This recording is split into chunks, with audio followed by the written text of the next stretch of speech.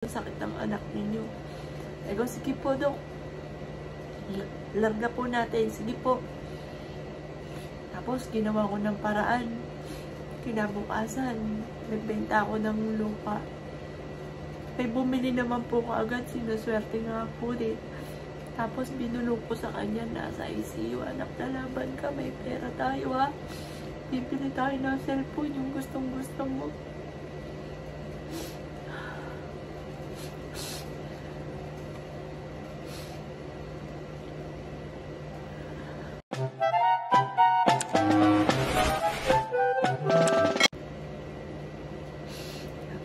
Alam niyo po ba, na sinugod namin siya sa ospital. Kasi nagsunod-sunod yung gastos nun, parang hawak ko na nun 80,000 or 120, ganyan. Kasi bago ka pala makapasok sa ICU, ang dahil pang babayaran, May 20, may ano yung lahat ng mga check-up. Parang pumalo pa rin sa 60. Ang isang araw pala doon, 60,000, bukod pa sa tigto 20,000 ng mga doktor. 5 doktor po sa kanya. Iba't ibang espesyalista. Parang nag-alilangan ko ako. Sabi ko, kasi wala naman ako alam sa ganun. Sabi ko, mahal naman po pala. Kasi nung si Justin, hindi naman po kasi na ICU.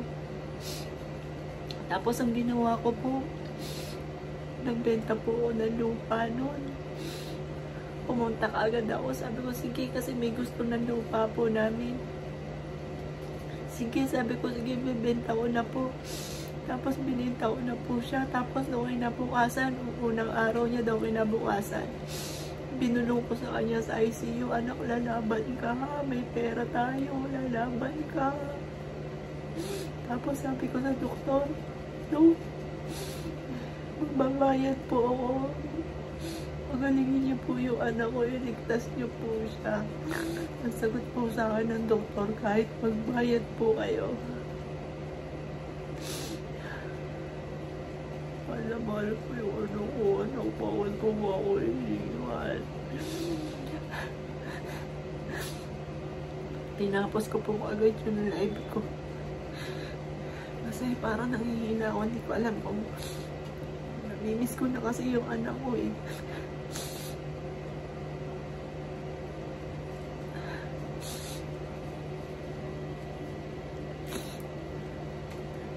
Alam niyo po yun, yung bandi po na gusto mo na rin sumuko. Pero may isa ka pang anak. Kaya kailangan maging matatag.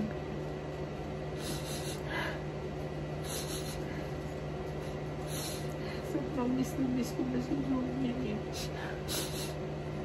Kahit may pagkamatigas ang ulo niya, lalo na sa boyfriend niya. Pero hindi pa nakakatiis ang magulang.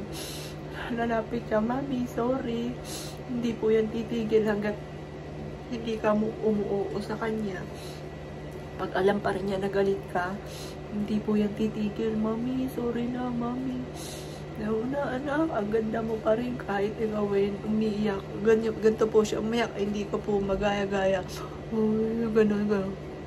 Mami, sorry na. Ganun po siya. Pero yung magandang itsura, kasi sa akin hindi maganda eh. Sabi niya, Mami, sorry na.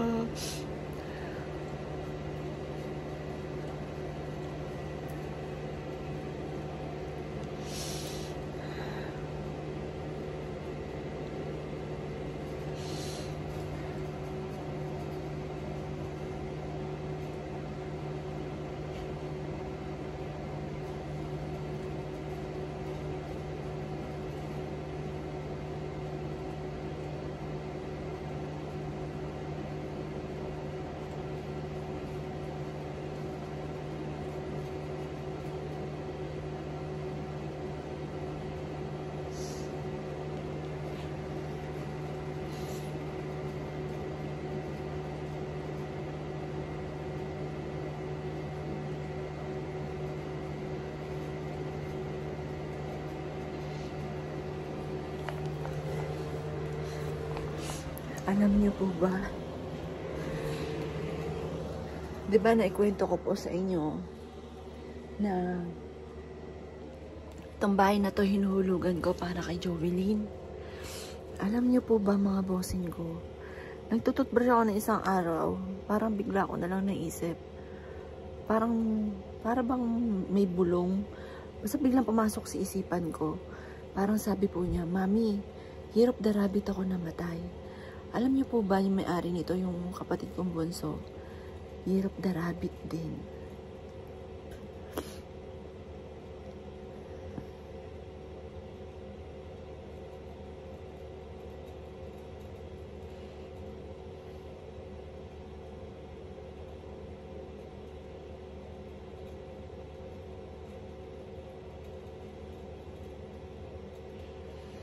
Ngayong araw na ito, sobrang parang nahihina po ko. Parang nahihina, napapagod.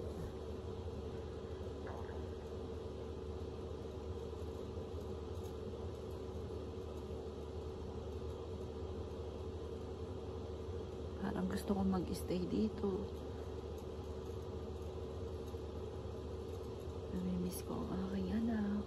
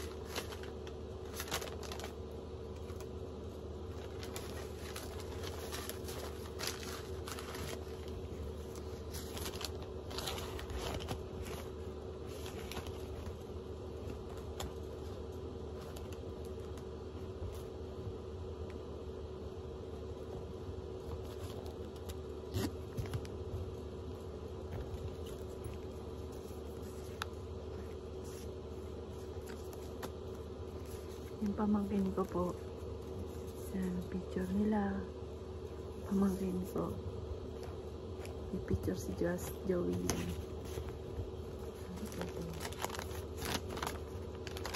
Center.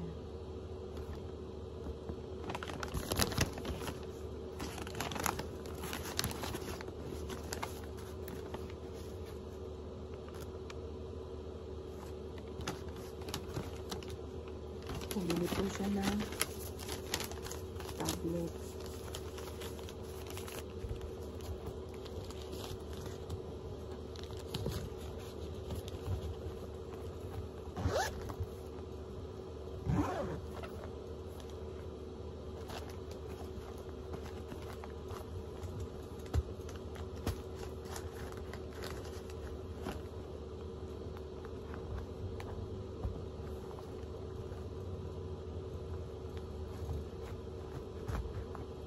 Pero may card po siya sa Watson.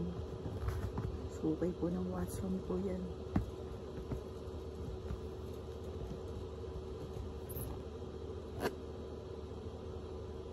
Yan, time zone.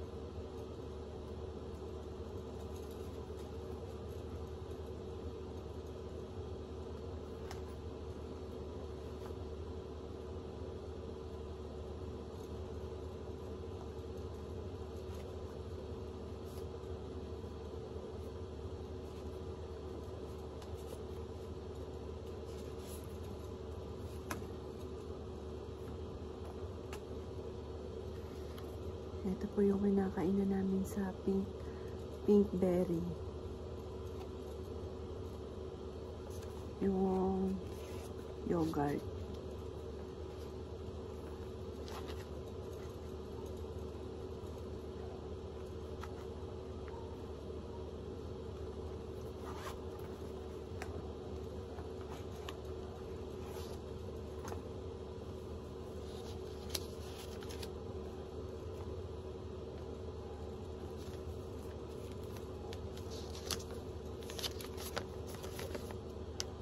To Jovelyn. I know it just met you. It's amazing.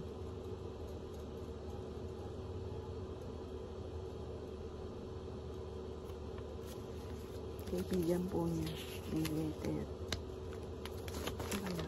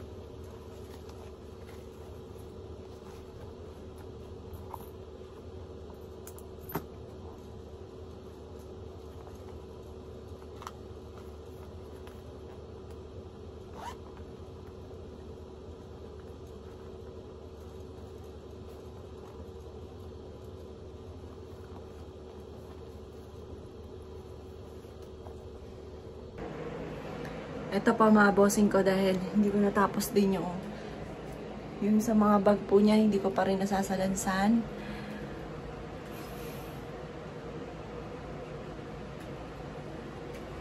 Sobrang nakakamiss po yung aking anak mga bossing.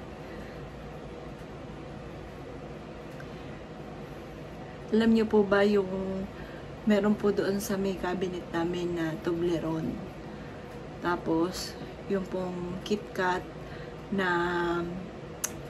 ano ba yun, yung kulay green, ayun, siya po bumili po nun. Ayaw ko nga pong sabi ng mister ko, ibigin natin to sa sabi ko, hayaan mo na, dadali ko yan dito sa kwarto ni Jovelyn, baka gusto niyang kainin.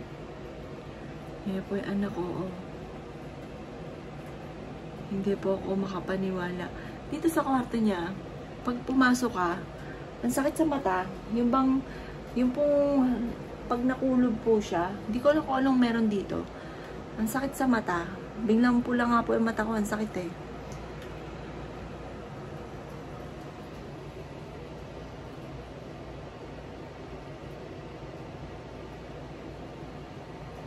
Ito siya, pandala siya ng dyan mga bossing.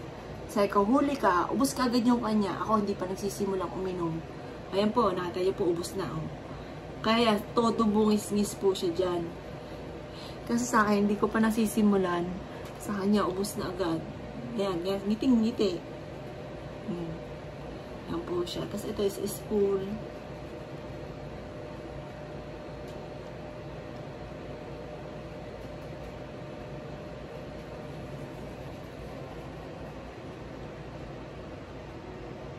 Parang ngayong araw na ito, nangihina ako. Wala akong pagod, nangihina. Kaya nga po tapos ko mag-live, inagahan ko po. Kasi parang nakaramdam ako ng lungkot, pagkamis, kaya diretso agad ako dito. Sobrang miss ko na siya.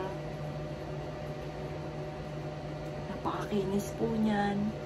Kaya proud naman ako sa kanya. Hindi ko alam kung bakit naramdaman siya, nahihiya siya. Pag nagtitiktok siya, ang galing-galing naman sumayaw. Ako ang tigas-tigas ng katawan ko. Siya, nahihiya siya. Lagi siyang nagkukulong lang po dito. Sabi pa nga po ng niya, ng ex po niya. Parang napasama pa na nagkaroon siya ng sariling kwarto. Kasi dito nagagawa niya lahat, nakakain niya lahat. Tapos meron siyang pinsan na mag-order lang sila. Kasi iniiwanan ko po rin ng pera. Iwanan ko 5,000 pesos, 3,000. Sabi niya, Mami, 3,000 na lang. Tapos yun, siya na ang bahala na. Parang allowance na po nila yun kung anong gusto nilang orderin, kung gusto nilang kumain ng merienda, ganun. Lalo na pagka, halimbawa, lumuwas ako, or kaya meron kami mga pipick upin, or may i-deliver po kami. Sabihin ko, anak ko, ito 5,000. Bilhin nyo kung ano yung gusto nyo bilhin mamaya pagka kumain kayo ng merienda or kung kakain kayo ng tanghalian. Yung ganun. Kaya malayang-malaya po siya na gawin or bilhin kung ano yung gusto po niya. Kaya makita niyo po ang dami mga pera na pakalat-kalat dito, yung ganun.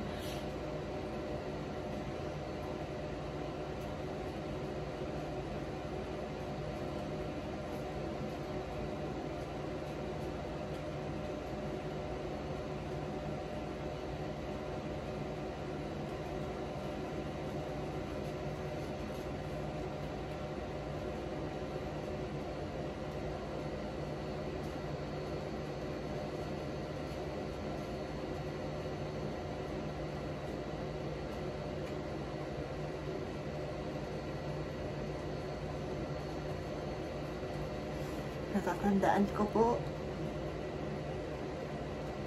dahil ang laki ng mga gastos namin ng mga nakalipas. Nung araw na sinugod namin siya, nag-alinlangan pa ako na i-ICU siya kasi ang mahal po pala ng ICU. Pero gumawa ko ng paraan, kinabukasan. Sabi ko, anak, lalaban ka. Nagbenta po ako ng lupa. Pero nung una, sabi ko, wala, mahal pala ng ICU.